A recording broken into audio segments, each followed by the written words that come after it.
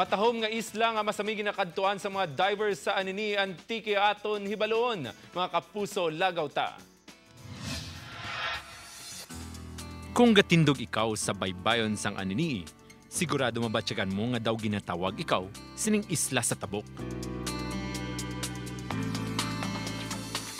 Suno sa istorya, si Anini kag si Nogas magkagugma. Sang gapangisda si Anini, naluyagan ini sang isa ka kataw. Sang ginpalapitan sang kataw si Anini, nagprangka si Anini nga may gapanag-iya na sang iya tagipusoon. Nasakitan man ang kataw, naghingyo na lang siya nga basta imbitaron lang siya sa ila kasal ni Nogas. Nagabot ang adlaw sang kasal, bangod hindi man gusto sa magkagugma nga mahadlok ang ilang mga bisita, wala nila ginagda ang kataw. Diri nagsunggod kag nangakig ini. Sang nagpalawod ang mag-asawa, hinali na lang nagdalag ko ang mga balod kag nagtudo ang hangin. Nagbaliskad ang barutong inasakyan ng Anini kag Nogas kag wala na sila nakitaan. Sang nagtahaw na ang tanan, may nasiplatan nga nagtuhaw ang matahom nga isla kag ini ang subong ginatawag nga Nogas Island.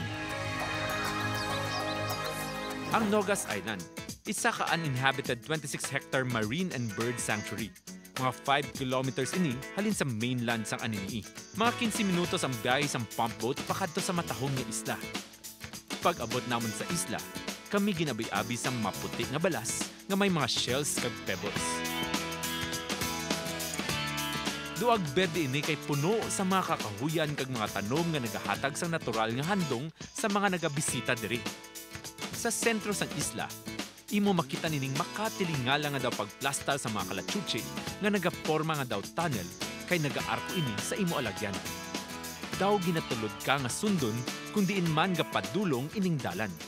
Sa punta, imo makita ng isa ka mataas nga lighthouse. Wala ko ginpalampas ang kaygunan nga mag-snorkeling sa ila beach.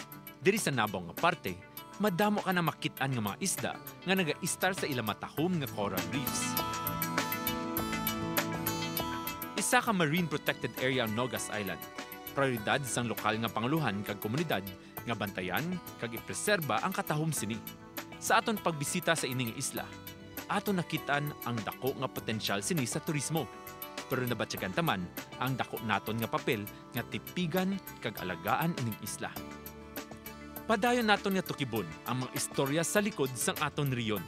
Ako si Attorney Cedfrey Cabaluna, kag ining akon nga Short Docu.